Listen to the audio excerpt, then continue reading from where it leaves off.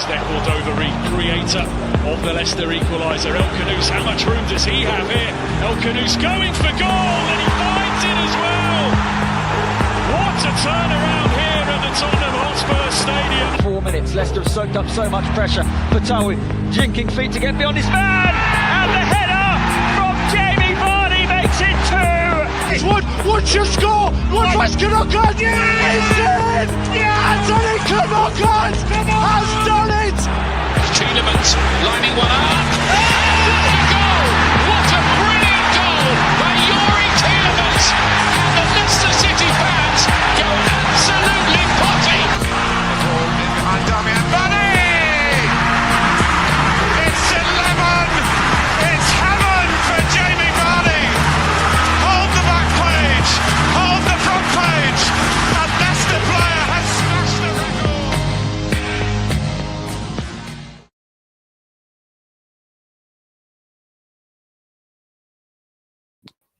Good evening and welcome back to Blue Tinted Glasses. It's Monday night, which means it's time for the fans call-in show. As you can see, I'm joined by my good friend Imran. Imran, how's it going, mate? Yeah, not bad, not bad. How are you? All good, mate. All good. The sun's out. Leicester scored 2 goals. We've stopped Forest probably getting the Champions League. Life's good, man, other than the relegation. Feels good, doesn't it? Feels good when your team doesn't lose every week. Last 2 weeks we've been happy, so yes, too late, absolutely, mate. Yeah, and you've been away. You've been over to Thailand, mate. How was that? Oh, mate, it was amazing. Recommend every Leicester fan to go over there. Different world out there, so yeah, brilliant. Had a great time. Went to 3 different cities, and King Power's big up there as well. So yeah, it was a really good time. You went there with a top out banner. Yeah.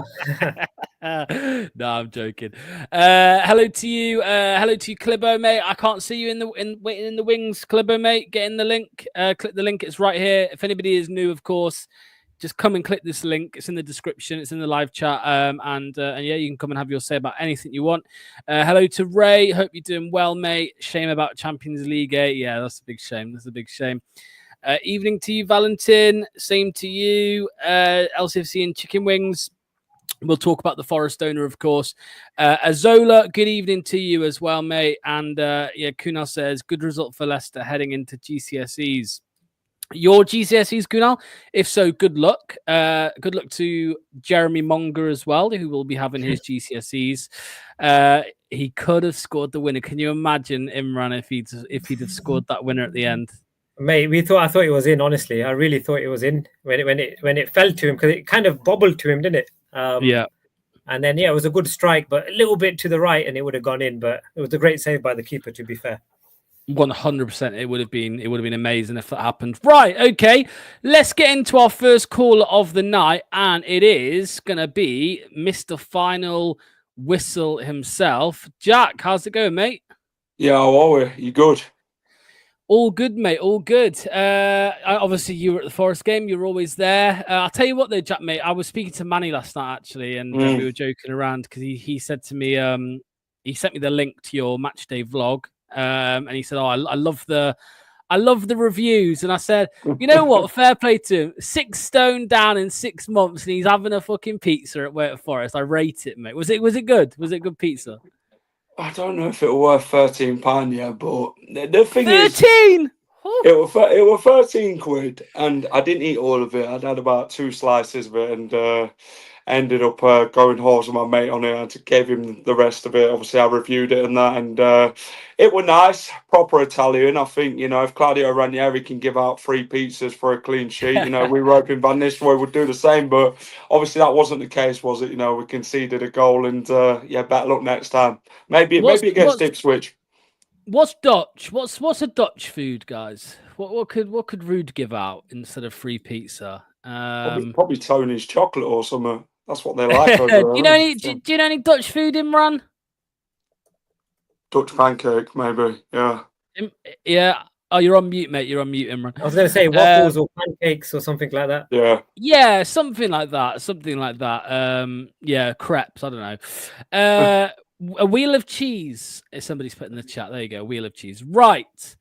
Let's get into it. By the way, Fox Fanatic, if it's who I think it is, make sure to come and have a link again. I was going to say actually, yeah, maybe Ruud's giving out weed if we get a clean sheet. Maybe I was going to say that, but I thought it was still the time's still a bit early. Hey, you're all good on BTG, mate. Right, Jack. As I said, you were at the game, mate. What did you think to it?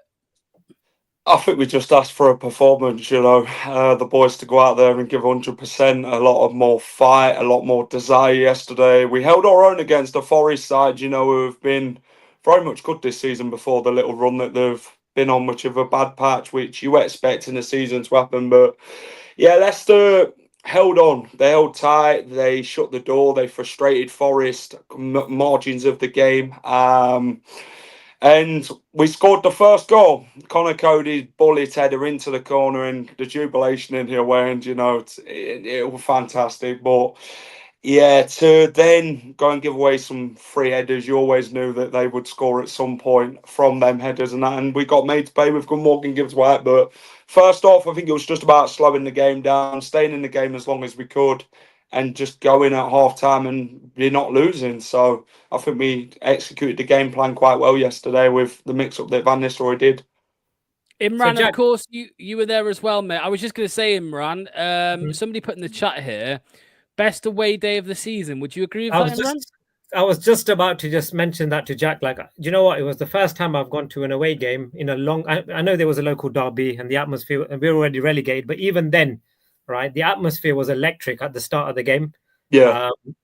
It just felt different. Like there was a togetherness in the crowd yesterday. Didn't you think, Jack? I don't know whether that was because of the derby, but we felt together for once in a long time, right? Yeah. Do you know what? That the fans were in good spirits after that Southampton win. We went into that game, nothing, no pressure, nothing. The pressure on Forest yesterday. I mean, the pressure that we got yesterday was in the away end with the sun bloody beaming down. I was like a baked potato after the game, honestly. It was that hot. It was, honestly. But now it's good to see the fans have got the togetherness. They were loud yesterday. There was a lot of banter between the Forest fans and the Leicester fans about us going to Coventry and saying hello to Derby, and then we giving them back saying 30 years and you've won fuck all, and Champions League, you're having a laugh. So it was good atmosphere yesterday. 1-0 to the Championship. Yeah, 1-0 to the Championship, and I don't think that went down well either, Imran. Yeah, but then they came back, didn't they? They came back and went 2-1 to the Premier League when they were winning. Answers. Yeah, so it was good banter yesterday. It looked good, mate. It did look good. The videos I've seen. Just a quick one, Brian. Yes, Ethan will be on next. Actually, I want to bring this comment up as well. Where is it? Locke's been busy stalking Monga this weekend again, or was that only last weekend? I wouldn't call it stalking. Obviously, he was on that TikTok. I'm sure everybody's seen it. He was on that TikTok live stream with him and a few of his mates last weekend, and obviously we caught wind of it. So we were in there, asking him a few questions. He obviously he's not PR trained, and he's only 15, but he was avoiding a lot of the questions. But his mates were throwing in the info, saying, "Yeah, he's going to sign for Leicester. He's going to stay at Leicester." So that's promising. And I think he was asked as well about his favourite position. He said the number 10. Imran, he did find himself quite central yesterday. That's where he was when he picked up that ball and had a chance on goal towards the end. And, he's, like I said, he is out of his own mouth, Imran, that his favourite position is the number 10. That maybe would, you could think of maybe next season Fatawu, Monga, Mavididi. I mean, that behind the strikers, that would be some lineup for the championship. Yeah, I wouldn't mind. You know what? I'd be a striker with those three behind me. You'd be getting a lot of tap-ins, right? So it's a tasty proposition there for next season if it happens. Yeah, 100%. What about you, Jack? What do you think? Because I can understand why, he reminded me a little bit of a Fatawu. I mean, we saw him cut inside as well, actually, and take a Fatawu-esque shot in that game. But, when he was central, he was picking the ball up in good places. He drove forward quite a little bit as well, a couple of times, and then he had that chance as well. What did you make to him, mate? You know what? I think he's been fantastic. He deserves a chance. He does. That guy's special. and I've said it many games when I've seen him play this season, he is a real talent, you know, and it's going to be hard to keep hold of him, of course it is, you know, the big teams are going to come sniffing about, you know, and it is what it is, but I'd love to keep him, I would. There were glimpses yesterday when he took on them 3 Forest players on his own, Imran. I don't know if you've seen it on the halfway line. He just went inside and then back inside, done Ryan Yates yesterday. And I thought he was great. I thought if that shot dipped into the top corner, what he took, or just went past the post. Went wide. Yeah, it just went wide. Yeah, and then Sells obviously pulled out a good save, which I think it was really straight at him. I think it was a comfortable save. But do you know what? Let's talk about that second half. Chris Wood scored. It's typical that he always scores against us. It's like Harry Kane, in it, you know, he always scores. But we looked like we were done. But no, Leicester, they didn't crumble. You know, they didn't lose the Reds. They kept fighting on like soldiers yesterday. And Ruud made the changes. It worked. And Facundo Buonanotte in front of the Leicester fans shimmied the Forest defender, made Milinkovic look absolutely appalling with the way he defended that, and into the bottom corner, sent the Leicester fans into absolute tatters. I was going to say, chat, let's talk about him, right? Because so Imran, recently I've noticed a lot of I don't know, rewriting of history in the Leicester fan base, I think, because I'll tell you which one I'm talking about. With Buonanotte, I saw so many posts yesterday. Of course, all the plaudits, rightly so. I think he was man of the match. You know, even coming off the bench, I think he was incredible.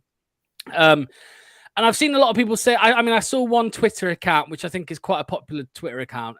They said, where would we be if we'd played Buonanotte all season? And I was thinking, hold on a second. Since Steve Cooper left, he's been absolutely shit. And, you know, I don't like the rewriting of history, making it seem like, oh, if we played this guy from the very start of Ruud van Nistelrooy's time, things would be different. I mean, I'm not making that up at Imran. Cooper got the best out of him. Except for yesterday, he's not shown much. He's been poor. Yeah, he's been poor. I mean, he gives the ball away cheaply. He's looking down at his feet most of the time when he's playing with the ball. He don't look at his teammates. But yesterday, maybe, you know, it was one good day for him, right? He's come off the bench and he had something to prove. You know, the TV cameras were there. It was a live game. I understand. Was it on Sky? I don't know. He needs to play on space in the Brighton team next year. Yeah, exactly. So, you know, I think he was definitely made a massive influence when he came out. I remember, Jack, if you can remember, he picked the ball up on the halfway line somewhere and he skinned the defender and he got fouled. You know, that was a really good piece of skill. And if you remember this as well, when the bloody linesman should have put the flag up for offside, the one with the one in the back post. Yeah. And when they played on, who was running back to stop that ball? It was Buonanotte. Buonanotte, yeah, exactly. So he had a great game yesterday. I have to say, he did work his socks off. And you know, maybe it's a little too late, like the team performances from him. But I don't know. Locks was mentioning, I don't know, you know, like he was holding his. I didn't see him do this, but he had the Leicester badge. Yeah, he did a lot of the badge stuff yesterday, which, you know, footballers do these days. I was just saying, is there anything to look into that a bit deeper? I mean, I don't think there is, because I don't think there is. I think if we were to try and sign him permanently, it's going to cost minimum 30. Plus, he's not going to want to play the Championship. The only scenario, Jack, that I could imagine is that he's loaned again for another year for development. But I just can't see him playing in the Championship next season, Jack. Never say never, you know. He's a passionate player, you know. Steve Cooper was good with him, let's be honest. Like, Belal El Khanous has been fantastic under Ruud van Nistelrooy. Facundo's had to prove himself. He has, you know. Yesterday he proved himself. Maybe because it was on Sky. Maybe he's just like, you know what, this is me. This is what you'll get if you sign me next season to another team. Maybe I'm not saying it's going to be Leicester, but if Leicester do want to really show next season, then maybe Facundo Buonanotte is one of them players you kind of do need in that team next season. But yeah, I don't think he'd drop to the Championship. I might be delusional to think that he could, but yeah, I think he's still a young prospect. He's still learning the game. Obviously, I think yesterday was one of his better games, away from the Bournemouth game and that he played at King Power early on in the season. But yeah, it was good to see that he was in high spirits yesterday with the fans. He patted the badge and that his players do, and yeah, it was good to see that he'd scored. He was even getting it to the Forest fans before he headed to the Leicester fans. So yeah, And Aina, when he was having a bit of a clash with Ola Aina as well. And I were rattled from that challenge. I think that's what it was. Then It were rattled.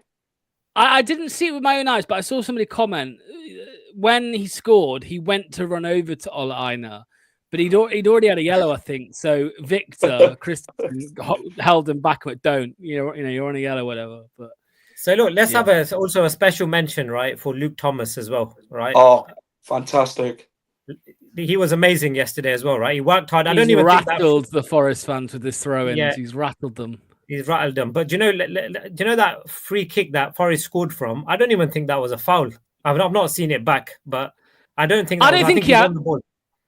I don't think Luke Thomas had a great game. I mean, no. No. I mean, the throw-ins were brilliant. Of course they were. And that's something that you don't see too much of in the game anymore. Long throws and stuff like that, and it caused a bit of chaos. We scored from one of them, right? But defensively, for me, he's still not good enough at Premier League level. Next season in the Championship, more than capable. I think he'll be absolutely fine, and then he'll probably stay. But I would be wary about, committing to a long future with Luke Thomas. I don't know about you, Jack. Do you know what? I think he's done well since coming in. He's wore that shirt with pride. And how many players can we say that about this season? We can't. It was good to see the fans were up on their feet yesterday, applauded him as he came off. I heard he's even been in the Rory Delap Academy with them long throws, you see. So that's maybe you don't expect it from him, do you? Because he's slim. Small. He doesn't seem to have much muscle on it. It's just it must be technique. If I were Ben Chilwell, if I were Luke Thomas at Millwall, he wouldn't have gave a shit. He'd have took the throne. Yeah. But Ben Chilwell on the other hand shit himself in front of Millwall fans. But Luke Thomas, he tries, and as long as you give 100%, that's all that matters to the fans. I was gonna say that, Imran. That's one thing that he has that others don't, and I think as well what Jack said about what we were saying about him rattling the Forest fans. I think there were a couple of times where he just strolled past the Forest fans and just stared at them because they were giving him shit, and he just looked at them, faced it, and I think when we were relegated, all people now wanted to see was players that actually want to be here, and whether Thomas will be here, should be here. I think he wants to be here, Imran. I think he wants 100%. To be here. 100%. I think that he got a great ovation when he came off. It was quite funny because we were singing "He's One of Our Own," and as he went round the other side, I think the Forest fans were like, "Who the fucking hell are you?" Like they were singing that as well, right? So it was quite funny, the contrast in chanting on Luke Thomas. Yeah. But I thought he had a good game. I thought he cared yesterday. There was a bit of pride in his performance. 100%, 100%. That'll be my last question to you then, Jack. Do you think we should go into next season as him as our left back? Yeah, I'd keep him. You want players who are going to give 100% for this football club. You want players like Luke Thomas who knows what it is to wear the shirt. And do you know what? He's been our best defender this season by far. Do you think? He's not played as many games as he has. Really? He has. He's done more than Christensen, more than Cody, more than Fast, more than Vestergaard, James Justin as well. We'll throw them all in there because Luke Thomas, I think, has done very well this season. Some would say out of a bad bunch, but you can never really criticise. But I think he's been good for the amount of slating he's been had in the last recent years, and that this season, I think he's really improved. Yeah, I think since Christmas, Imran. I think since Christmas it's JJ. I think JJ's been our best defender since Christmas. Yeah. I mean JJ's been okay, but it's just the negativity with him, right? He sometimes doesn't know. With JJ, it's a confidence issue, right? But with Luke Thomas, I think just since he's come into the team, we've looked a little bit more solid since he's been in the team. So that's my view. I didn't see that comment. Bit of Addy spice, Manny made, by the way. Bit of Addy spice, man. Bit of that green stuff. It looked hot. Right, Jack. Thanks, mate. Thanks for calling in. Much appreciated. We'll see you very soon. Everybody, make sure to go and check out Final Whistle's Matchday vlog as well after this stream, because go and check the pizza. The pizza looked nice. It did look nice. Okay. Up next is, where's my list? I think it's Ethan. I've lost. Where is it? There it is. It is Ethan. Okay, Ethan's up next. What's going on, my friend? How's it, guys? How are we all doing? Hey, how's it All going? good. All good, mate. Oh, We, that's we nice. good result. Good performance. Good result yesterday, mate. Listen, I had a tree to cut down in my garden on Saturday, and I think it was just a sign for what was going to happen. But no, I was really happy with the game. I think it shows you what can happen when the atmosphere is right, when the fans get behind the players, they can really provide moments of magic. Yeah, I mean, Imran. Here's another thing that we didn't talk about with Jack. I saw Ruud come out after the game, and he says that they've been working on fitness. Did you? Because I think, did you notice a difference? I thought they looked. I don't know. We just seem to run a bit more. And I was Yeah, speaking to someone about this earlier, and I said that, because there's been questions all year about fight, about desire. And I think it's really difficult sometimes to tell the difference between a lack of fitness and a lack of fight. Because obviously, if you're not as fit, you're not running as much. Maybe you're not getting to the ball as quick as the opponent. So, did you notice a difference to the fitness? Because it came up last week in the press conference, and then again yesterday he said that they have been working on it. yeah. I mean, I did. I was quite surprised because it was a warm day yesterday. Yeah. And there was a definite positive change in the work rate that we were doing, that the team performed, because it was a warm day. I know it was a local derby, so you're going to run a bit more. The crowd were on it, so maybe that energized them. As Ethan said, right, the energy was there from the crowd, and that sometimes pushes a player on. But yeah, definitely there was a lot more running in that team than we've seen in previous games, for sure. I've noticed that for sure yesterday, that we did seem like we were running more, if you know what I mean, putting in those hard yards.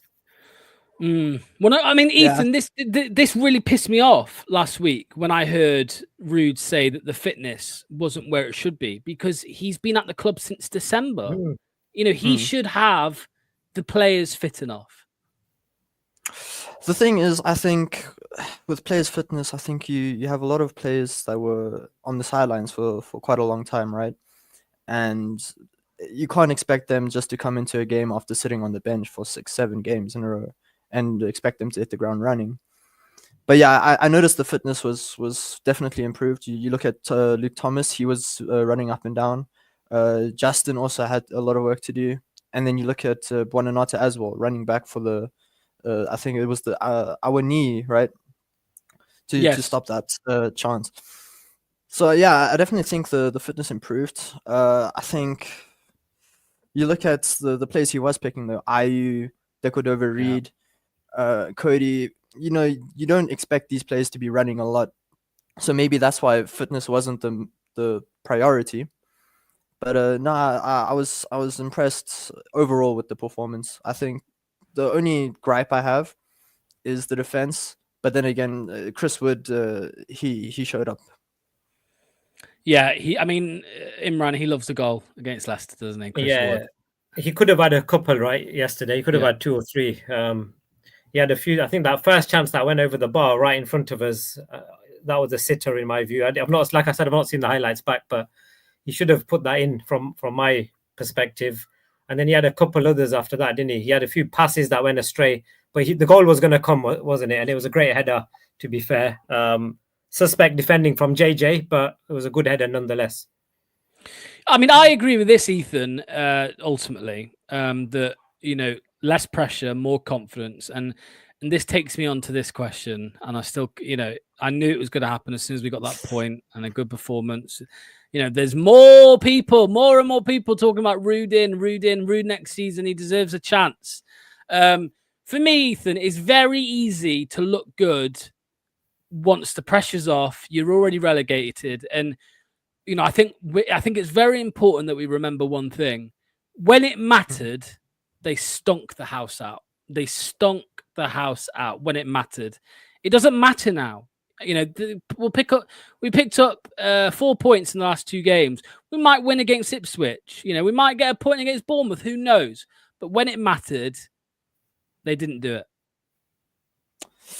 Yeah, for me, it's always been down to team selection, right? So I think the first 2 games, West Ham and Brighton, that he came and did a good job in, I think the team selection there was like spot on. ever since then, it's been chopped and changed, and he's tried to change the system, and you're only really seeing it work now, right? But like you said, the season is done. I've been Ruud out, I think, after, I don't know, for quite a while. I've been Ruud out. And I don't think that a Ruud preseason excites me. That's what I've been saying. I don't think that he has the right eye for talent, the right profile, player profile. Because you saw Luke Thomas play as a left-sided centre back once. You saw Okoli come in and do a really good job, but now he's still on the bench. And you look at someone like Woyo that isn't even able to get a game or even come off the bench. And for me, it's not the level of management that I'm looking for to really take us to the next level, even if it's in the championship. Yeah, I mean, Imran, I keep saying it, but other than the last couple of weeks, it went as bad as it could have possibly gone with Ruud van Nistelrooy. He stuck with the same lineups for 6-7 weeks at a time, even though we were getting battered and not scoring any goals. I don't think he's done anywhere near enough to deserve a chance next season.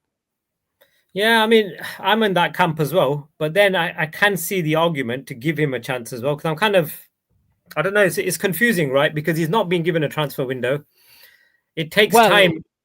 He was. Well, he was, but weren't given any money. He wasn't right? backed. Where's Woyo? Where's Woyo, man? You know what I mean? Yeah, but maybe Woyo wasn't one of his players, right? That he was looking at. He was probably on the list before that. From what I understand, Enzo was looking at him, right? So,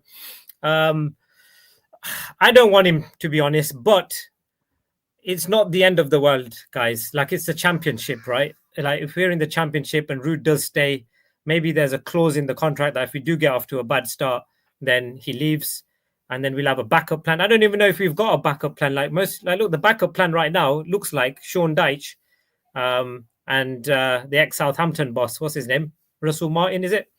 Yes. And neither of those, I don't think, what the comments I've been reading, I'm not hearing glowing reviews from either of those, right? The fans aren't backing those two either. So what do? Right? It's going to be fascinating what happens over the next 2 or 3 weeks. Let's see what the decision is. But I'm quite open for Ruud staying. Even though I don't want him to stay, I'm open for it because I think he deserves a transfer window at least. Well, they've got no excuses, the board, because, I mean, if you think about it, they sacked Rodgers and then they didn't seem to have an immediate plan. We went 2 games without appointing anyone, and we ended up with Dean Smith, which I think was probably the right call, to be honest, at the time. I mean, the proof is in the pudding. If you look at the statistics on that appointment, he was getting enough points per game where if he had an extra game or 2, we would have stayed up. So I think he did just about okay, Dean Smith. And then, when we sacked Cooper, I think it still took a little bit of time to get Ruud in. But now they've got so much time. I mean, we've been relegated for 3 weeks now. Mm-hmm. There's still another 2 weeks of the season to go. That they need to get this one right. And, maybe you're right, Imran. Sean Dyche, Russell Martin, are they good enough replacements to sack Ruud? Exactly. I mean, for me, I would go to Danny Roll. Neither of them excite me, by the way. Neither of them excite me, all 3, right? Mm-hmm. But if you're going to stick, you might as well stick with what you've got, right? For the PSR reasons. But I don't know. There might be Danny someone Roll out there. For me. Yeah. Well, I think Danny Roll's a bit more of an exciting... what's your take on that one, Ethan? Danny Roll. I think he's not my number 1, but I'm also quite excited to see what he would be able to do. I think the worrying thing now is that Ruud doesn't know whether he's staying or going, right? Yeah. Because he's been wanting now clarity for the last couple of weeks. But, I think the board do want to take their time. They do want to see what he can maybe do against Southampton and Ipswich.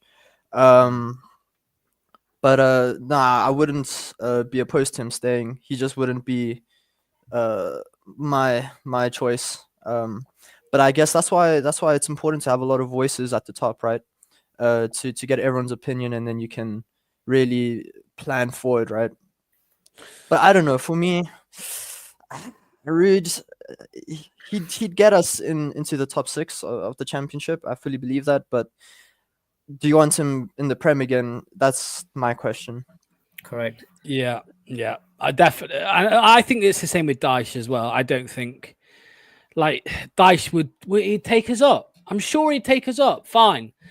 But as Manny kept saying yesterday, what's the ceiling with Sean Dyche? Yes, I know he got them to Europe once, but really, what would Sean Dyche, what would a Leicester under Sean Dyche, what would their ceiling be? I think it would just be fighting relegation every season. I don't really think there's enough building blocks there to try and at least become a stable mid-table Premier League club. But anyway, just last point on this, right? On this manager situation, as fans, we just need to look at, right? Next season, the ideal scenario would be we get promoted, right? That's the ideal scenario. Now, if you look at the 2 teams that are promoted already in the Championship, neither of those managers you'd accept at Leicester as well, right? Would you? Would you want a Chris Wilder? I don't know. No, I mean, no, sorry, Chris Wilder. What am I talking about? It's that Farke at Leeds, right? Oh, Leeds, Daniel Farke. Yeah, would you want him? Nah. No, because I think he's going to be gone. He'll be gone I think he'll be gone by Christmas. Would you want to stop Farke? They were thinking of getting rid of Farke now. After exactly. promotion. Yeah. Exactly. So look, as Leicester fans, we just want to get promoted. I don't care which manager gets us there, whether it's Sean Dyche, Nistelrooy, Russell Martin. I don't care. I just want to be back in the Premier League. That's my view. Once we're back in the Premier League, that's when the long-term view starts again, right? Now what do we do long-term? But you know what the problem with that, Imran? Do you know what the problem is with that? Let's say you bring in Dyche. Yeah. Let's say you get promoted. Obviously, you can't sack him. No. And then you've got the first summer window back in the Premier League under Dyche. Similar now to what happened with Cooper. You're bringing in a certain type of player, maybe experience, maybe more physicality over pace. And then you're in a vicious cycle again where maybe you sack him and then you've got, again, another manager who's... So, yeah, anyway, we could talk about this all day and we will talk about it a lot more. Yeah. But, the other way is you get someone like Enzo Maresca who does fantastic, gets us promoted, and then as soon as we start the Premier League season, he gets pouched. So...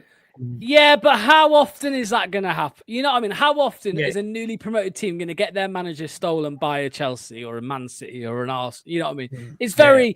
I think it surprised us all that Chelsea got Enzo, they came in for Enzo Maresca, but, that's their call. Right, Ethan, so it's a big no, yeah? Was it a big no for Ruud next season? Yeah.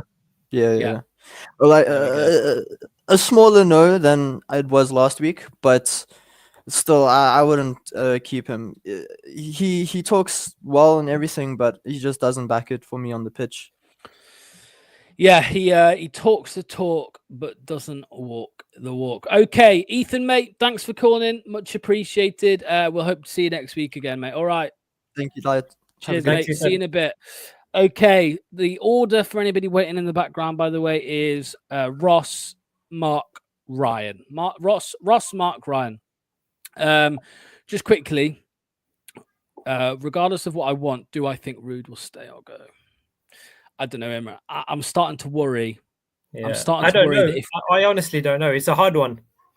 I think Rodkin and Top are that kind of, I just think they're that rash that if we win against Ipswich, suddenly they're like, okay, maybe he should stay.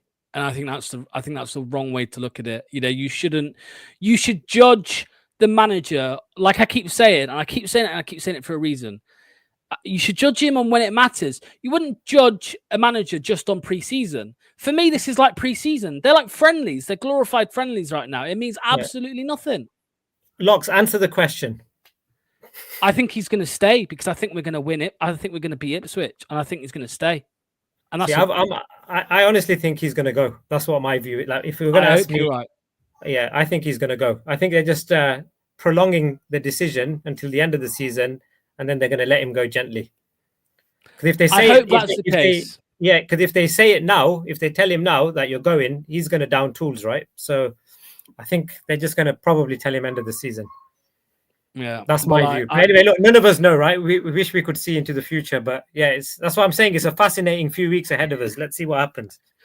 100%, 100%. David reckons unless he walks, he will stay.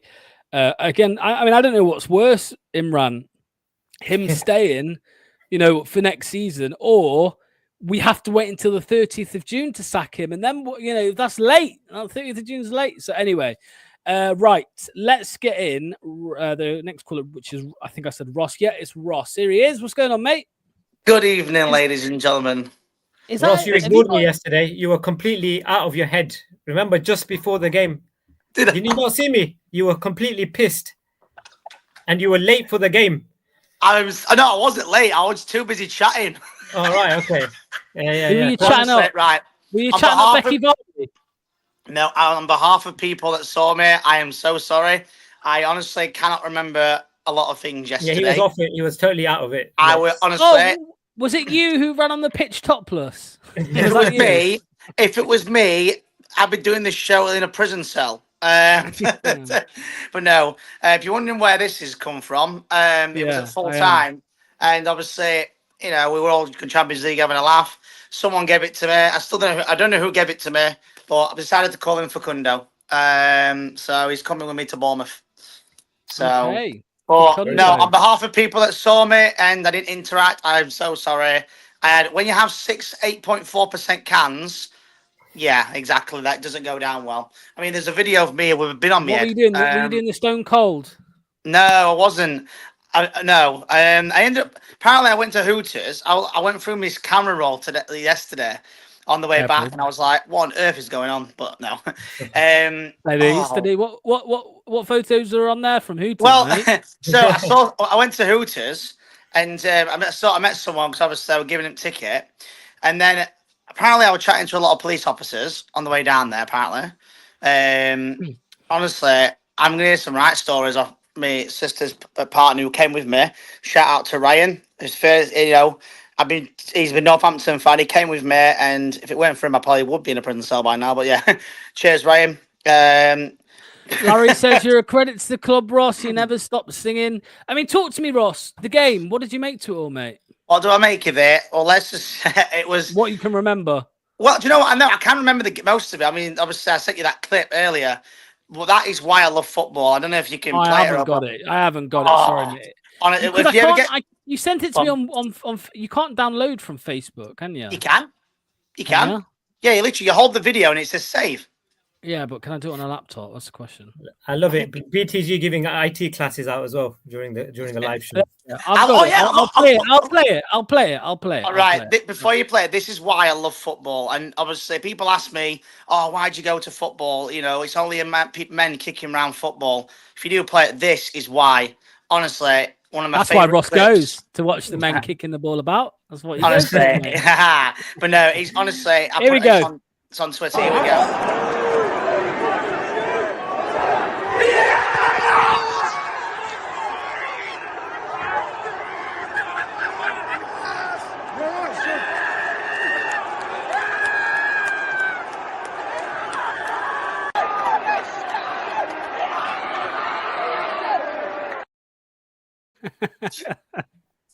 Oh, mate! Honestly, it was incredible. People want to see the Hooters photos, mate. They want to see the photos. From I can tell you now, there's no photos in Hooters. I came back. I looked at it. I thought there's some lad I know. He must have took a picture of his friend. Let's just say his builder's bum. I was so mortified. But no, like I said, my sister's partner's watching, and he loved the experience. But the game itself, obviously, we held our own, and I just wish we did that, more often, way more often.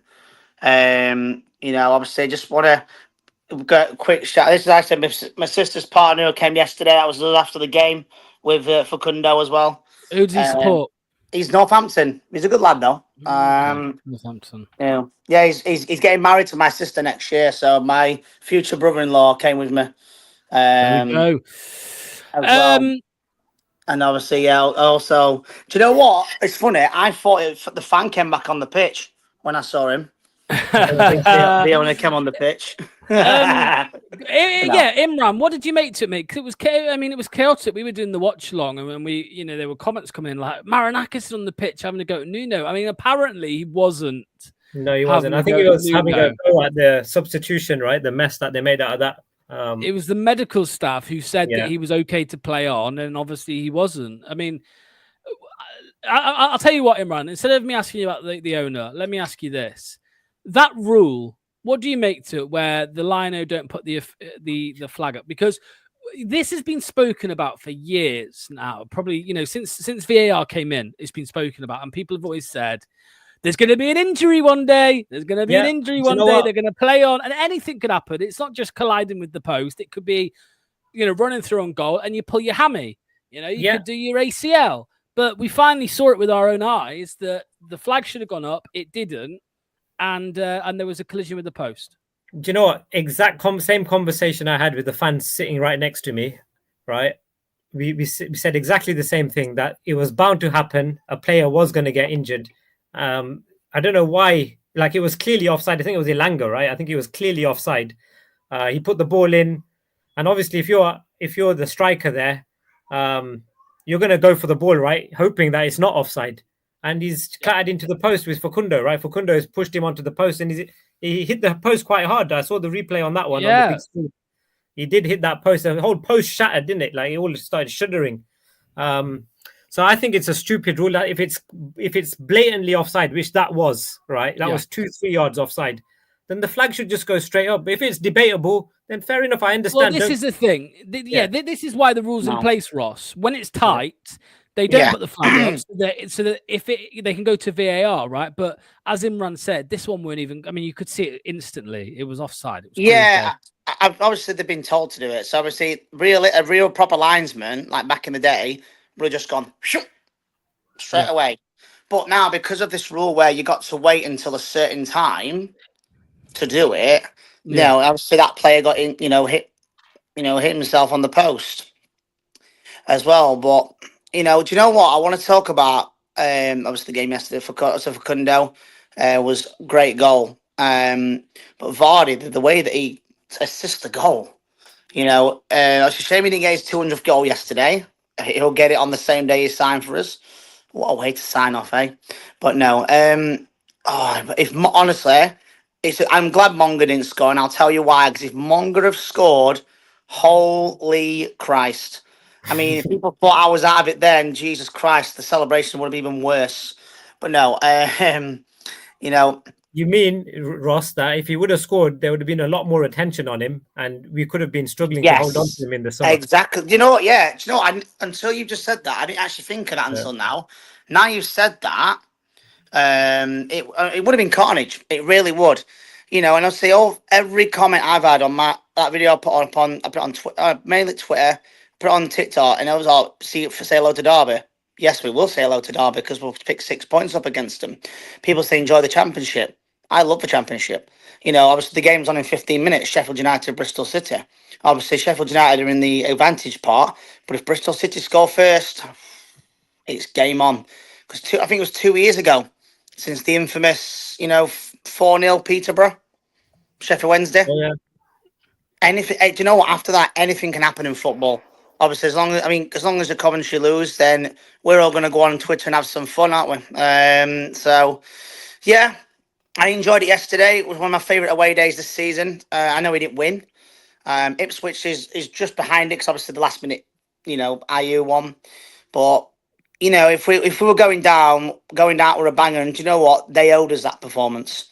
Not just because it were a derby, regardless of who we played, they owed us a performance. Imagine that Forest's best side losing to one of Leicester's worst, drawing to one of Leicester's worst sides. People say, "Oh, Forest are doing a Leicester." They are, but they're doing the 1920 version, 2021 version. But you know what? You ask any Leicester City fan, we might be going down. But if someone said, right, Leicester are going to get relegated, but you're going to stop Nottingham Forest from getting Champions League, I think we'd absolutely love that. I thought, that's what we were saying, Imran, before the game, wasn't it? Go on. Yeah, it was quite funny though, because as we were walking back to the car, there was a horde of Forest fans walking back with us, right? and there was this old man, and his wife, I think it was, with his son, and they're like, Leicester were the worst fucking team that have come to the City ground. They were fucking awful, right? How can we draw against them? And I was thinking to myself, I wanted to say something, and I was thinking, I don't think we played that badly. I thought we were pretty good. I thought we could have nicked the game. We should have nicked it at the end, really. I tell you now, if Christensen had scored that, honestly, I would have ran on Sanson, Ronan Keaton with him, and it would have been. You know what's funny though about that, right? Is listen to this. So last weekend, the Southampton game, I think I put out a tweet, something along the lines of, "What the fuck are you doing starting? What's are you doing playing, right?" And he goes and scores. So I'm like, okay. What have we done this week? Yesterday, I said, we're talking about the future. Why is Buonanotte playing? Why is he coming off the bench? I want Monga. Why is Buonanotte? He goes and scores. So then Doc messages me and he says, you need to say Victor Christensen shit. So I said, Victor Christensen shit, and he nearly goes and scores the winner at the end. Honestly, well, my vlog, I'll be going to say, but my vlog will be up soon. I'm trying to figure out what clips to put in and not put in, because there's a few. Get the Hooters in there. Get the Hooters in there. No, again, I've looked at it, and there's no clips or photos from Hooter. Well, except that weird guy. But no, check your deleted items, mate. Check your deleted items. I'm gonna have to, but on my Sunday, eyes only. So obviously on Sunday, it's obviously, people say nothing to play for. Obviously, it's Vardy's last game. I just hope he does get that goal. Obviously, I'll be there. I look forward to it. I think every Leicester fan is going to look forward to it. Say it about Vardy. He needs to, Jamie Vardy is not going to score his 200th goal against Ipswich. That'll be lovely, though. His last game at the King Power. It will be, honestly, what a way to sign off. Yes, we've not had the best of seasons, but if I'd have said to you at the beginning of the season, Locks, Leicester will get relegated, but the Europa League finalists of 17th and 16th, you'd be like, crazy. Oh, Man U, Tottenham. By the way, just a quick one on that one. So someone said about Arsene Wenger said they shouldn't get Champions League, but correct me if I'm wrong, if you win Europa League, you get Champions League as a reward. So he's talking out of his arse. I mean, I'm not the biggest fan of Man U or Tottenham, but whoever wins, they deserve to get Europa League. So I just thought I'd put that one out there. League. Yeah. Yeah, that's what Did Ross get told to fuck off at Hooters? Is this true? I still don't know. Honestly, right. It is a missing blur, but thank you. Again, I apologise for anyone that interacted with me yesterday, and I either blew you off or just, I don't know what I did. What did I actually do in man? What? You did what? Who did you go off? No, blew you off. Like it's to say, you know what I mean. I know, but no, I know. Did I say anything? I was taking my son to the toilet, and you walked past. I went, "All right, Ross," and you put your thumbs up at me, but walked straight past me. So I do apologise for that. But there we go. Look, there's your question, Ross. If you said last summer we're going to finish 3 places behind Man U, we said, wow. Yeah, yes, please, yes, please. And remember, I said they were a relegation team. Can you remember a few times I've come on this show? I've said Man United are a relegation team, and everyone's like, "No, you're talking out your arse." Imagine. Well, can you imagine if one or two of the promoted teams actually gave it a good go? They could be going down. Wow. Anyway. Right, Ross. Cheers, mate. Much appreciated. We'll see you very soon, Ross. Thank you. Drinking the Pepsi. I mean, I don't know about you, Imran. Absolutely not to this. Neil Maupay. I don't want Neil Maupay at this football club. Although it would be one shit house, losing one shit house, bringing in another in Maupay. Yeah, true. He's got that shit housery about him, hasn't he? So, yeah, absolutely. No, Manny's gone. Okay, right. We have Mark coming up next. Had we beaten them at home and away? Yeah, exactly. Man United. Yeah, who knows what would have happened? Right, let's get Mark in. Here he is. What's going on, mate? Hey guys, how's it going? Right. Well, good. How are you feeling after a point away at the City Ground? Feels good, right? Beat the Forest. Well, we should have beat them actually, but that point knocked the stuffing out of them. You could see they were on edge. The run they've been on. I was looking the last 6 games, same points as us. Last winning 2 draws, last 6. I mean, they're really bottling it. So yeah, and it's all come about because they've lost that key defender, right? Like Murillo, I think his name is. Yeah, he's really, really solid, right? And you lose a cog like that in your team, it kind of makes the whole team nervous, doesn't it? So I think that's what's happened. They've not got that stability at the back. Yeah, it feels very similar to what happened to us, Mark. Say again, what? Sorry. So I was going to say it feels similar to what happened to us those 2 years, right? Where we were dominating for large parts of the season, and then you start to just get a little bit nervy towards the end, and you want to get it over the line, the pressure's on you, and you start dropping silly points because for them. We also lost a lot of players those seasons, as right. We lost Johnny Evans to injury. We had Ricardo Pereira injured again, and they've lost Murillo. They've lost Murillo, yeah.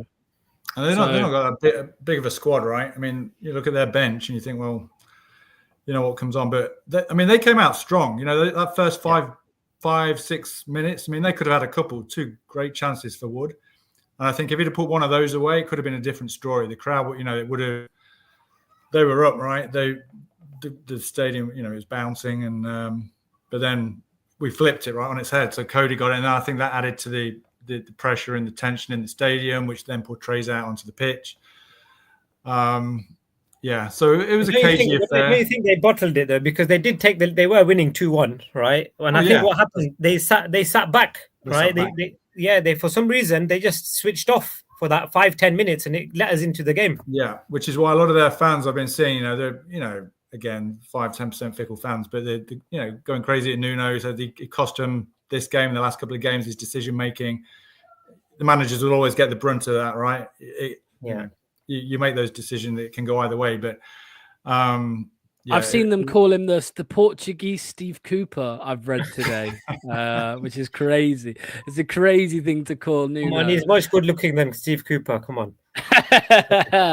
Yeah, he is. I mean, Mark, we should have won it in the end. I mean, we had the chances to win it. Oh, I can't believe it. Like the game changed, and I'm like, I know they were nervous and kind of going into the shell more, but once Buonanotte came on, Monga came on, I'm like, God, this is the football I want to see, right? Attacking, with attacking intent. So it's just a bit of a mishmash, breaking up play before they come on. But the chances we had at the end, I mean, like Ross was saying, if that Monga chance had gone in, like you, Imran, I thought it was in.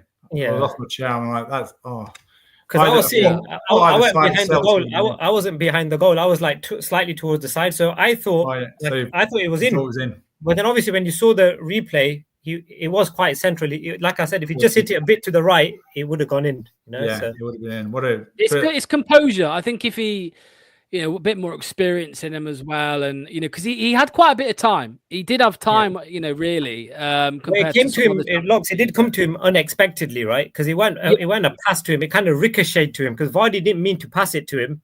I think it just came to him, but like that instinct will come over time. He's only 15 years old, so.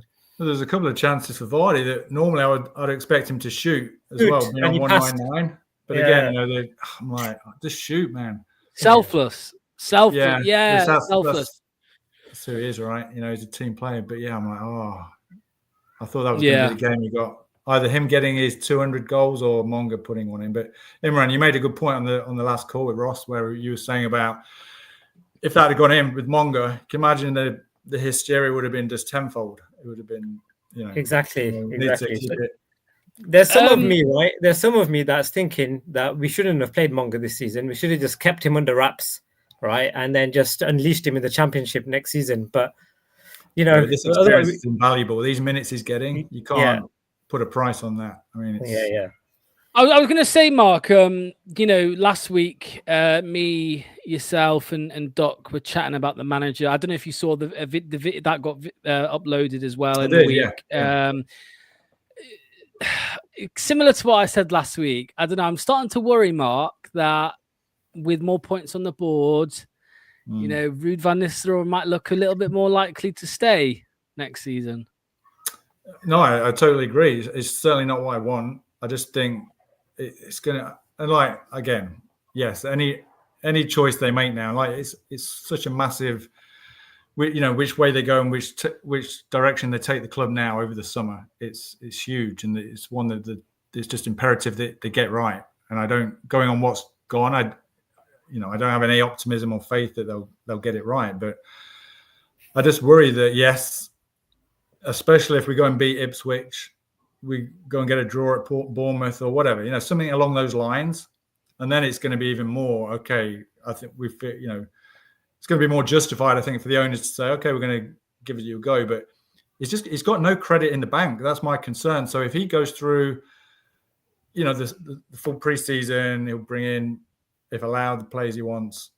And then 3, 4, 5 games, you know, say you've got 3 defeats, a win and a couple of draws.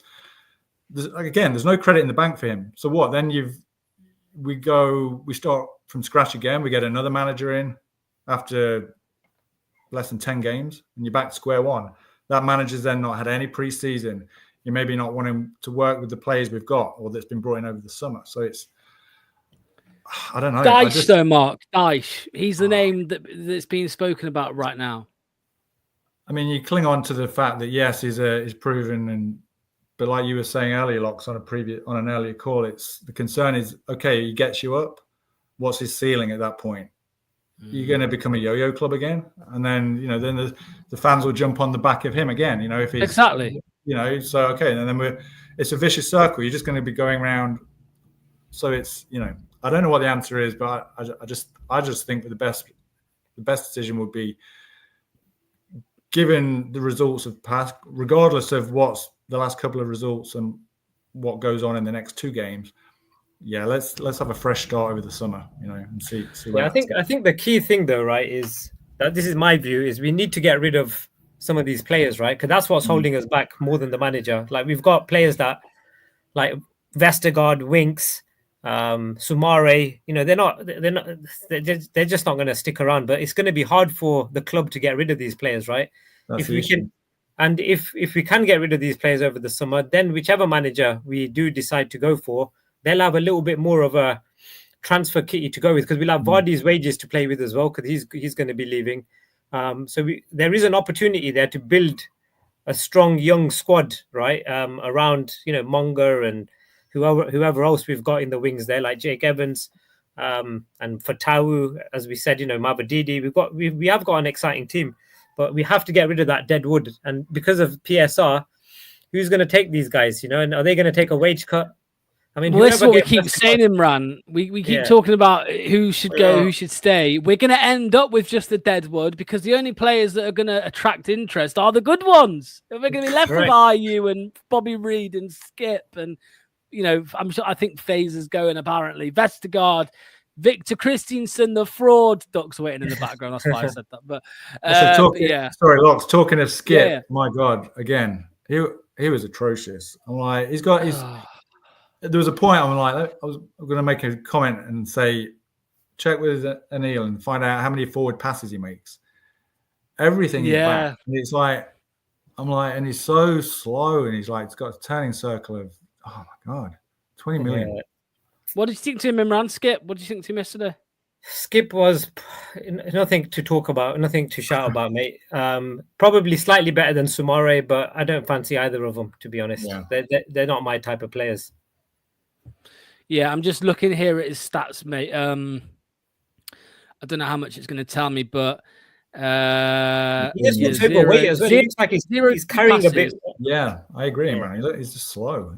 Yeah. It says here he's got so 80% accuracy yesterday with passes, 0 key passes, 0 shots, 0 blocks. Yeah, aerial duels 1-1. He lost possession 6 times, 1 foul, 0 tackles. 0 tackles. In a derby. Yeah, exactly. 0 interceptions and errors leading to shots 1. So yeah, I mean, he's been a disaster. You want to, you know, we keep making excuses for him, saying, oh, maybe it's just the price tag, why we're being harsh. But I mean, even if he was 5 mil, like, he's been shit. Regardless, he's been terrible. So, and we looked better when he came off, right? We looked better when he wasn't on the pitch. Oh, sure. Yeah. So he's gonna be here. He's gonna play a big part in the championship. So, like it or not, he's here. Yeah, he's gonna look. Ndidi's going for sure, right? I think Ndidi's got a clause in his contract that he can leave, so he'll probably be gone to Galatasaray. 7 million or 9 million or something. Yeah, look, money is money. At least he's not gone on a free like Tielemans, right? So Yeah, we'll take we'll that. get a bit of cash.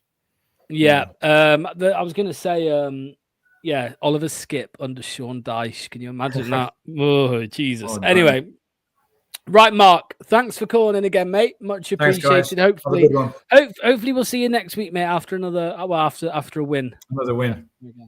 Take care, Vardy boys. hat trick to finish it off Yes, next week. that'd be nice. Yeah, I saw that 202 goals. Yeah, nice one. All right, Mark. See you soon. Bye bye. Cheers to Mark. Thanks for coming on, mate. Much appreciated.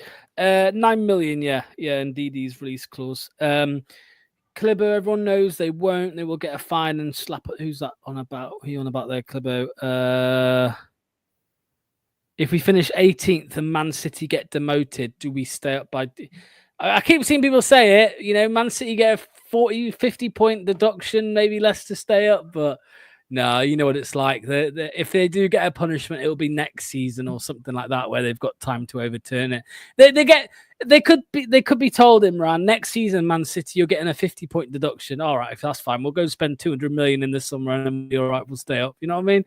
Yeah, This is how it works. Yeah, that's how it works. Okay. Let's get on. Ryan. So no more callers, by the way, after Ryan and Duck. Ryan and Duck, that's the cutoff. No more callers. Here is Ryan. What's going on, mate? How you doing? I'm very good, guys. How are you doing? Yeah, not bad. Good, mate. You keep telling me in the private chat, don't worry, Ruud's not staying, he's going. What makes you so confident, mate? I'm totally confident. I just don't get what the worry's about, because even despite what happened yesterday, which it was a very, very good result and a decent outing from the boys. But it doesn't change the narrative about Ruud van Nistelrooy. It's too late. He ain't gonna stay. I'm so confident about it. I'll tell you why I'm worried. Okay? Why? I'll tell you why I'm worried. 2 words. Top Rudkin. That's why I'm worried, Ryan. That's why I'm worried. These are the same guys that are putting Steve Cooper. Come on. He shouldn't be. Come on. I don't know. Imran, let's move on to the positives.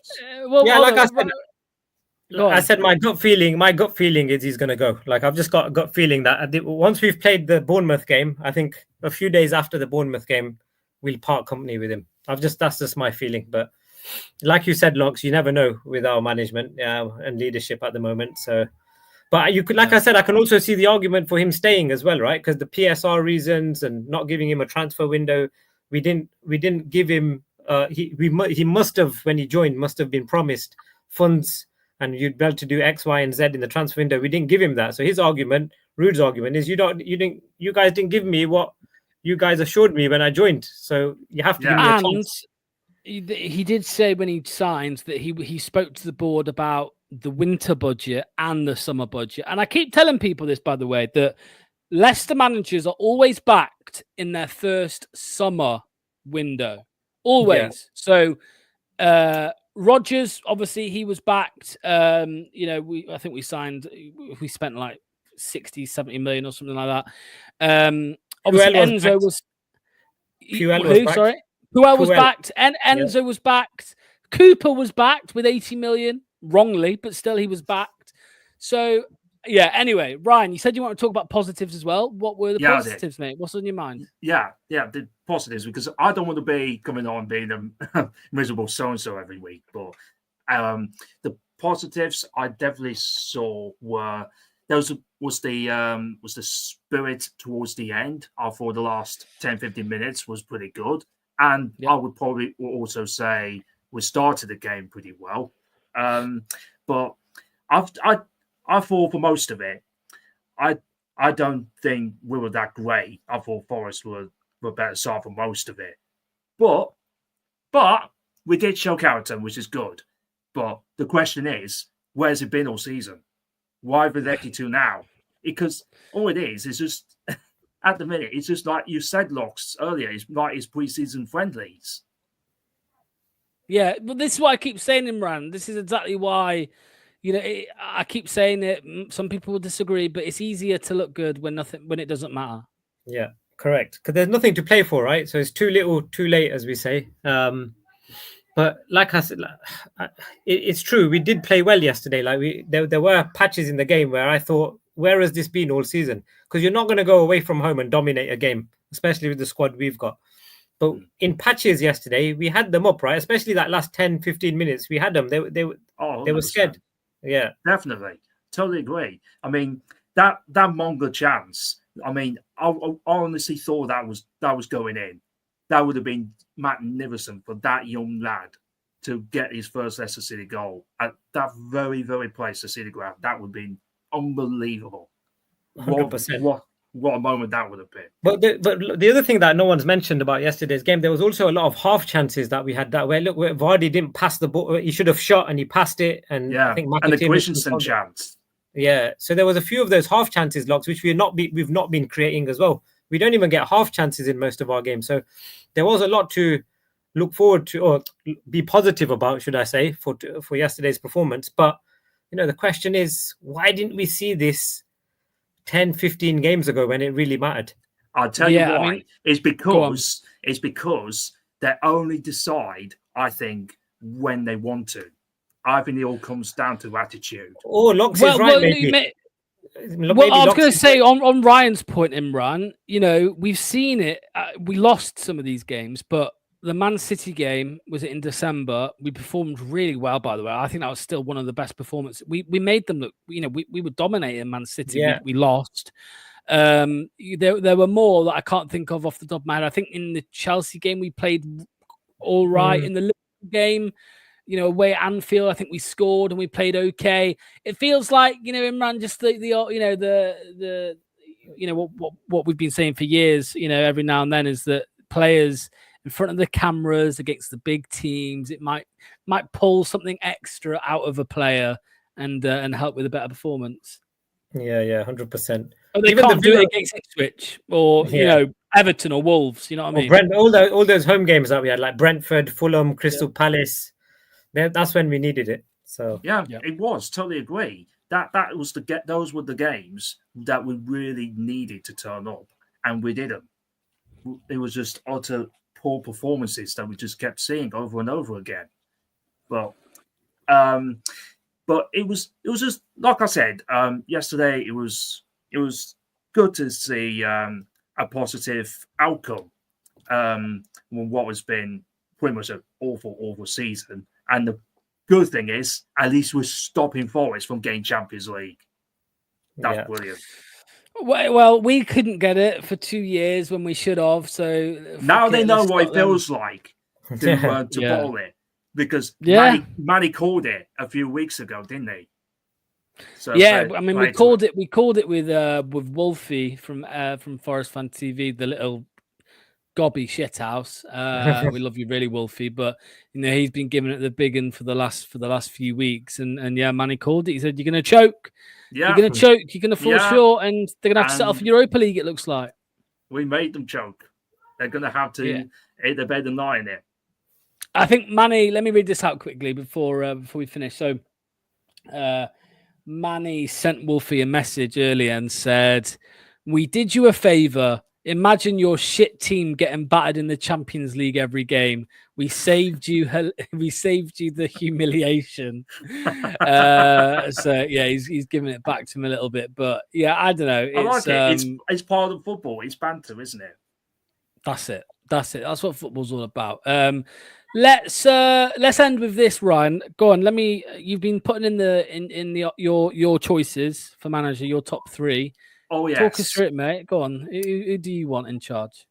Well, I've got top 3 candidates in mind. My main number 1 choice, I'll go for Danny Wow, in my view. I think with Sheffield Wednesday, that with everything that's gone on behind the scenes there has been absolutely terrible. But the job is done there. Stabilising the club has been fantastic. So I think he'll be heavily linked. The other one I would look at is Liam Manning from Bristol City. I like his style of play from what he's done with that Bristol City team. It's a little bit similar to what Enzo brought, I think.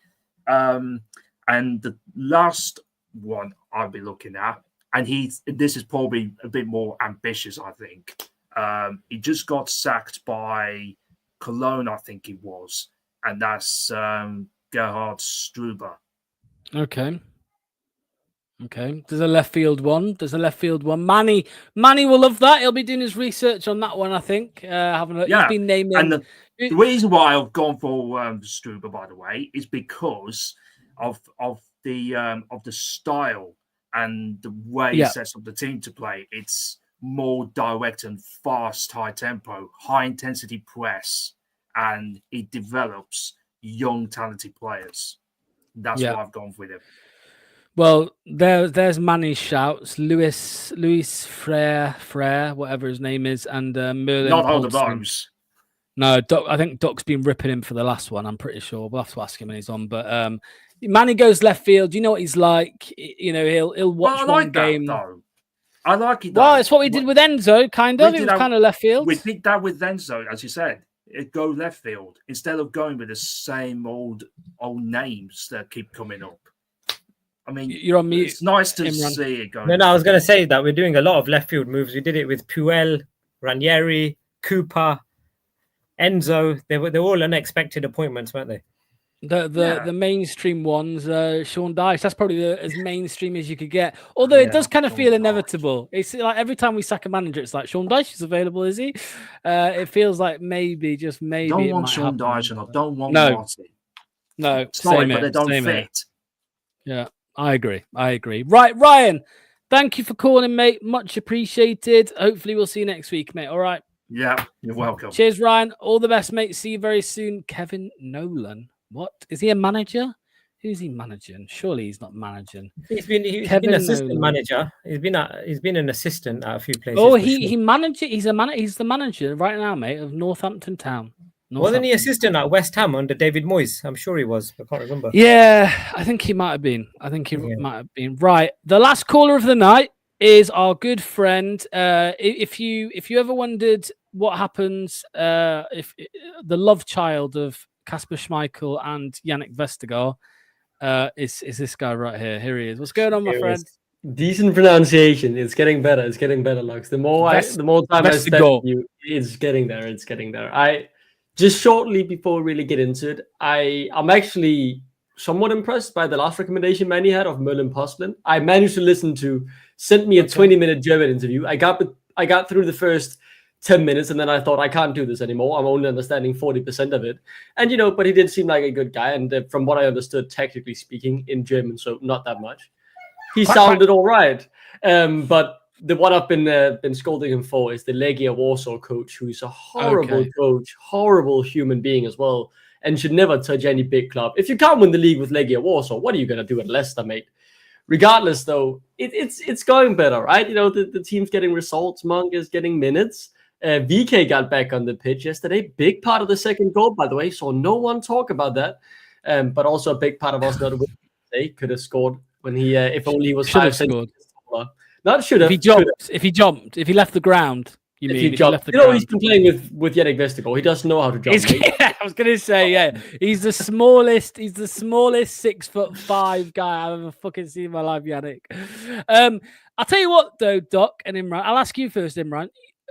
I'm scrolling through Twitter or X earlier today, and I see a Birmingham City fan talking about signing Mads Hermansen for £8 million. But Birmingham, I mean, what planet are they living on, Imran? I don't know. You know what? It's just rumors, isn't it? Like they're probably just got nothing better to chatting shit. Just got nothing better to talk about. Let's just because they need a goalkeeper for next season, don't they? So why not Mads Hermansen? But that's not happening. We know that. No, I mean, Doc, do you not fancy buying a Birmingham goalkeeper kit next season, mate? I wouldn't, man. Same colour as Leicester's. Yeah, fuck off, man. I think Birmingham, man, they've lost the plot. Their ego is so big. I've been scrolling on Reddit as well, as a gamer does, and I've started, get some championship Reddit post up, and I mean, they are posting in there when some Birmingham fans say some crazy stuff on Twitter. I saw some guys say that they're not the same Birmingham that got relegated 2 years ago. We are a new team. Fear us. Bookmark this. All of that. I don't know, man. Their egos are big and the balls seem to be bigger. But let's see if they can put it out on the court, right? And if they can actually show up. I will say, and I'm going to get into the more controversial opinion here. These Sean Dyche rumors are killing my enthusiasm. I'd rather keep Ruud. I'd rather keep Ruud than Sean Dyche. I think I was one of the first to maybe be, opening the door for potential Ruud, not a renewal, but a Ruud remain. And I said that before our results even started turning, because I've always said that the fundamentals of how he wants to play the 4-2-3-1 and how he defends in the 4-4-2, having spent so much time listening to Anil talk about it, discussing it with him on the analysis show, I think I like that. I didn't like swapping to the back five. I think with him, we know at the very least some of the big earners who we don't really like, in Yannick Vestergaard, Harry Winks, who've, burnt their candle on both ends. Their time would be over if he remained. I'm still not, convinced that it wouldn't make me jump up and down my seats either, but I'm cutting him some slack. But at the same time, there are still some glaring issues, in particular with how he seems to be mainly full of just waffle in terms of, I'm going to play the young players, and then gives one of them 15 minutes instead of, back it up, man. Start Monga, start someone like Jake Evans, or get Golding more than 1 minute on the pitch. He can say all the right things, and he's been able to do that throughout a lot of the season. He's just rarely been able to really move it onto the field as well. Firstly, Imran, sorry, I just saw your message, mate. Do you need to jump? Yeah, I've got a couple more minutes. I got to go. But yeah. Secondly, thanks to Clemo, Mads will turn down Chelsea for Birmingham. Yeah, I can't see that happening. I can't see that happening. What do you make to Imran? What do you make to what Duck was saying there, mate, about Sean Dyche? I know we've spoken about it a lot today, but I feel like it's it would be a lazy appointment. Look, we made the point before, right? Like you'd stick with what you've got if you've got that option of Sean Dyche, right? Why not just stick? Because Sean Dyche is going to change the way the players are used to playing, whereas Ruud is kind of semi-playing the way Enzo was playing anyway. So give him a chance in the transfer window in the summer and just go with that. If PSR is the big deal here, I still think he's going to go. I've just got this feeling he's going to go. But if we were to keep him, then I'm not going to complain. I'll back him at the start of the season, because I honestly feel the Championship, it's all about momentum. I don't think it's a league full of quality. It's very competitive. You got to win your 50-50s, get your chances. And, just if you've got a better team than most of that league, you're going to finish in that top two. So we've got to just hope for that, right? And build a squad. Mate, even Manny could get us promoted to the Premier League, right? Hey, Manny would believe he can win the fucking Premier League and the Champions League with Leicester. Just fast switch fibers, right? Fast switch fibers, yeah. No, Doc, I was going to say, mate. I mean, we were saying it earlier with Dyche. It's like, and Imran kind of mentioned it there. You could probably trust a lot of people to take us up right next season with the squad that we'll have compared to the rest of the league. But I think the problem is then looking beyond that, right? Like, you probably don't want Dyche we definitely don't want Dyche as a long-term project. I think I'm someone who, Dyche is a fun character, right? He's definitely a big part of football culture. I think he's left his imprint, and I think he did well with Burnley for many, many years and very, very strict budgets. The biggest issue, I think, has just been the football, right? It's just not that fun to watch. I've watched his tactical masterclass or whatever it is in the coach's voice. I think he has a sound idea of how to defend and really be solid defensively, which is all fine and well. But is that what we want to do going down to the Championship? That's when we can risk it, right? That's when we can get the ambitious manager, because even if they aren't a tactical genius like Enzo or whoever, right? They should be able to play some football that could get us up to the Premier League, or at the very least fight for promotion, alongside entertainment. I don't want to be going up next year the way Burnley did, conceding 16 goals and barely scoring and getting 12 0-0s. Fair enough. I think it's impressive that they can be that good defensively, and they have some great players in there. But that's not the football that really gives life, right? I want us to score. I want Jeremy Monga to. They drew, I think, 10, 11 times with 0-0. Yeah. It's unbelievable. They've managed to turn it up in the past few months, but I watched them over the holiday period and a bit in January as well. I mean, they were. Sorry, Doc. Oh, yeah. Imran, I know you need to go, mate. So Yeah. thanks, Yeah, mate. mate. We'll do a very little look at this switcheroo. Boom! Look at that, quick time. Right, All right, Imran. guys. Thank you, mate. We'll see you very Take soon, care. Imran. Cheers, mate. All the best. Bye bye.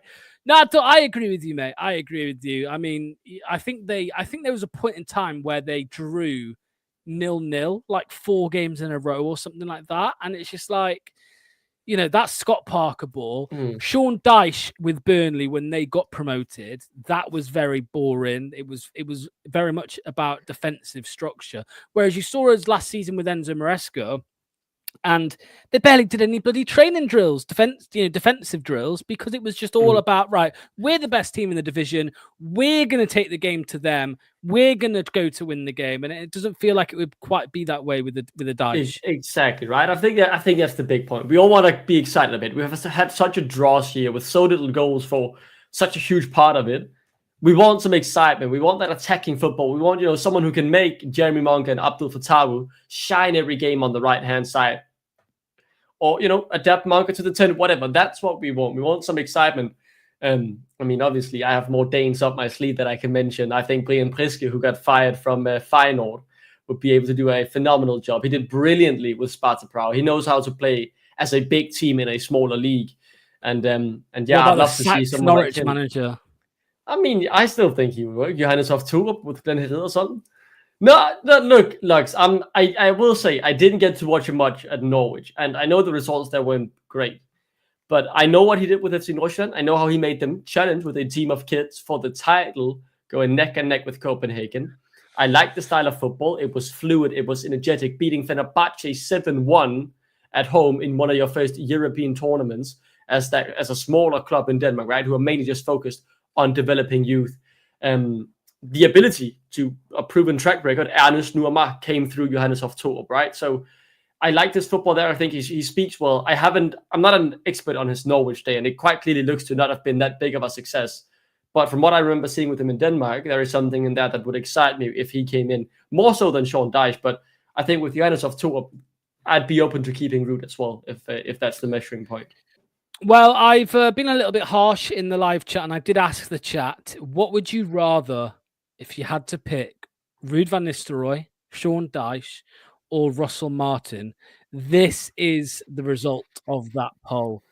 54% of people chose RVN, 37% Dyche, and 8% Russell Martin. So, what do you make to that, Duck? Because I don't know. I was actually, even though I disagree, I was expecting Sean Dyche to have a bit more of the vote than that. I mean, I think it shows a bit of the fact that the candidates there aren't the greatest. We all know Sean Dyche would do a good job with us, and he would likely get a solid job done. I actually really like Dyche. He seems like a great person, and he's funny in interviews. He's defensively sound. I think if we got up with him, he would give us a realistic chance, albeit a boring one of staying up. But I would take that. But it's just not the exciting appointment I want when we're going down to the championship.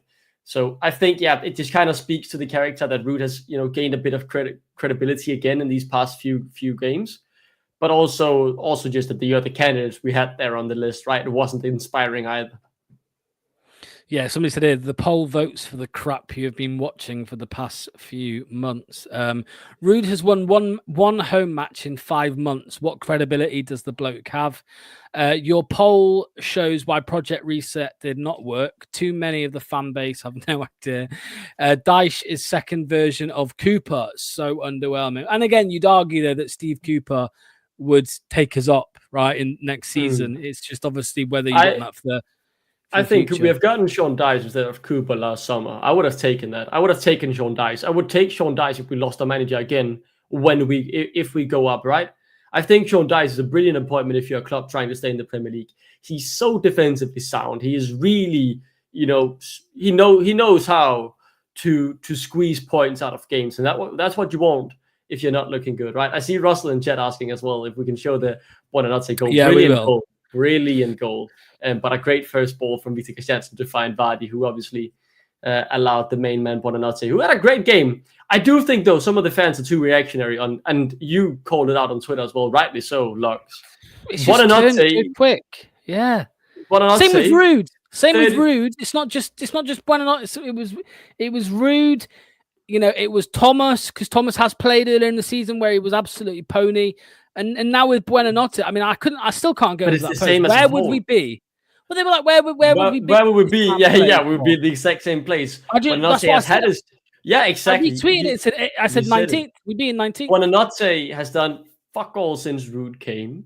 He played great against Forest, but he's been given starts under Ruud. He didn't shine. I think we are way too reactionary as a fan base. Soumare had a brilliant resurgence under Cooper, kept it going for a few months into the big part of the season where he was one of the better players on the field. He's been a donkey these past few months, but that doesn't take away from the fact that we know that Soumare has been a big part of our season and had a big resurgence. But now people are saying that the only reason we're getting points is because he's been dropped.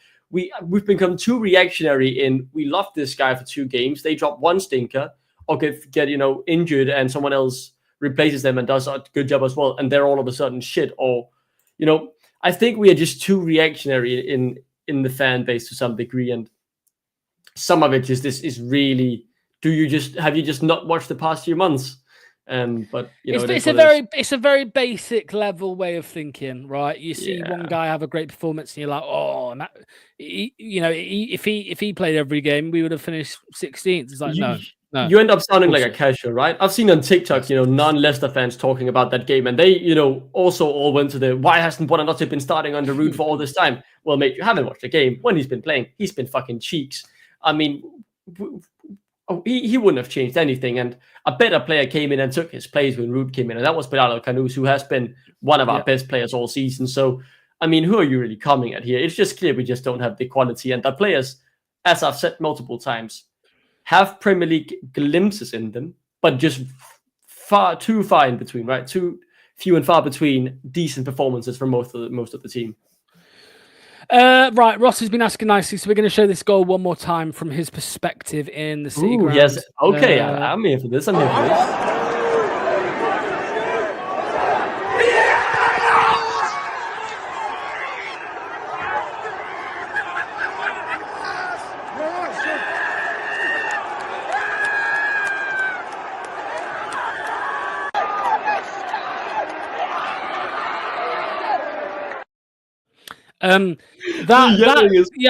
I was gonna say that 12-year-old girl you could hear screaming, that was Ross. That was the Ross. screech as well. We scored! Brilliant goal. Took it very well. Took it very, very well.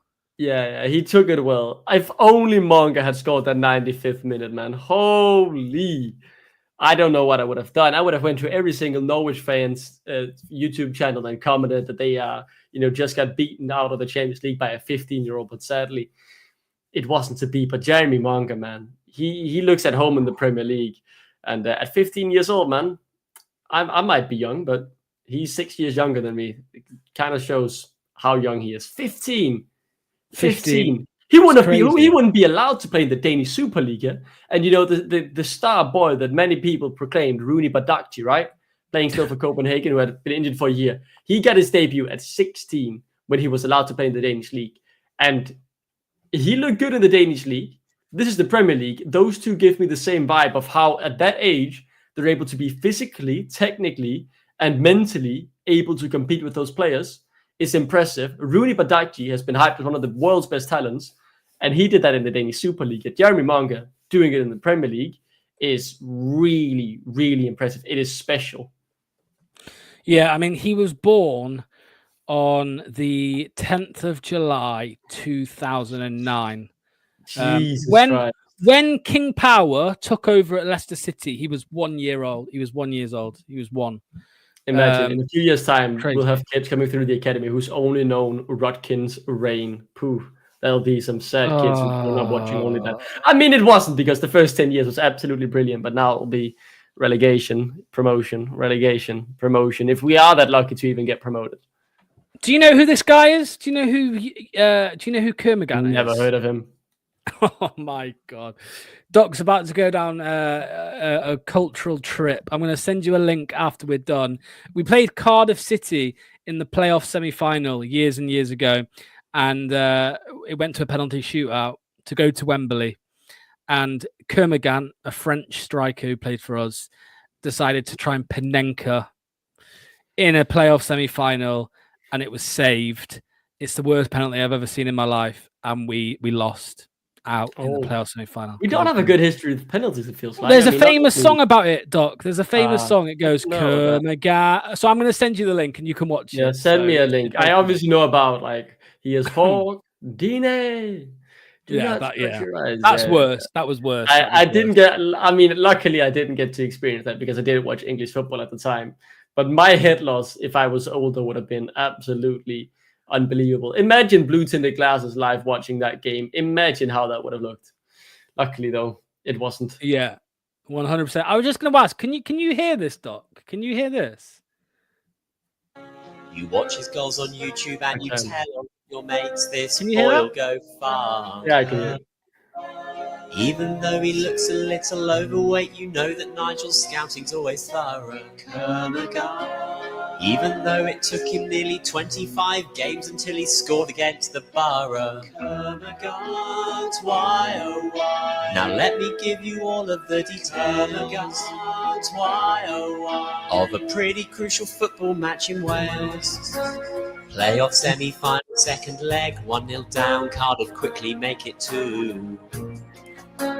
Matty pulls one back and then an own goal meant that we had every chance of going through. King scores with a header, then they level from the spot and it ends all square. We move on into penalties, I'm sweating, heart is racing, this is more than I can bear. Kermagant, why oh why? Bruno Stephen Nobby hit the net. Kermagant, why oh why? What happened next I'll never forget. As I watched my TV screen, I was sure that he'd have ripped it. Could not believe what I had seen. When the stupid wanker chipped it and seized the open of dreams. All the parts of the scenes, I can't imagine all the therapy that I'll need if Holloway and PJ make the Premier League. Confidence is one thing, but you took it too far. Did someone tell you you were Eric Cantona? You're is bright. Oh, out last night. I can't forget about. Once upon a time, I had faith in the guy, but now it's time for him to depart. What else can I say? He was totally shit from the start. There we go. Nice little serenade. Imagine the songs Preston Daka will have when he moves away from this. Crazy. So many players could have that. I'm glad we could bring that up at the end. Something like that. Yeah, David Henson's the guy who sang it. I'm hoping the song's not copyright, otherwise I'm in a bit of the shit. But yeah, we'll have to. Yeah, somebody should get in touch with them and ask him to do another one. Yeah. For sure. Don't forget Call of the Day, Lux. Oh yes, let's end on Caller of the Day. Yeah, I'm gonna give it to myself because I'm a caller today, so I just wanted to do that. Well, because you actually technically were a host at one point, you can't be Caller of the Day. So then I'll give it to Mark. I always think Mark has good takes. Mark, yeah, I'm going to give it Mark. I agree with that. I agree. Okay, brilliant. Yeah, the song was great. Not Kermit. I think there's another verse as well, so you'll have to check it out, Doc. I'm sure there's another verse, but there we go. We were totally shit from yeah. Right, Doc. Thanks for joining, mate. Much appreciated. Thanks to all of the callers. Thanks to all of the commenters. Imran, man, for hosting as well. Yes, of course. Thanks to Imran. I think he had to go and put the kids to bed. So thanks to him for staying on for so long, like an hour and 20 minutes or something. And yeah, we will see you live 7:00 Wednesday for Fox's Den. But in the meantime, tomorrow, if anybody missed the debate on Sunday between Manny and Michael about Sean Dyche, then that will be uploaded tomorrow evening, so you can check that out. I can't wait to see that. I did miss that. It was good. It was feisty. Okay, can you send me the sneak peek? I want to see that. Yes, absolutely. Yeah, I think Manny. Sorry, we were talking. It got on to Monga, and I think Michael accused Michael accused Manny of paying too much attention to a 15-year-old's physique. So that's how the debate went. Anyway, so yeah, you can check that out tomorrow. But right, that's all. thank you so much. Thanks again. Thanks to all the callers. Thanks to Imran. Thanks to Duck. We will see you 7 o'clock Wednesday. Enjoy the rest of your evening. Bye-bye.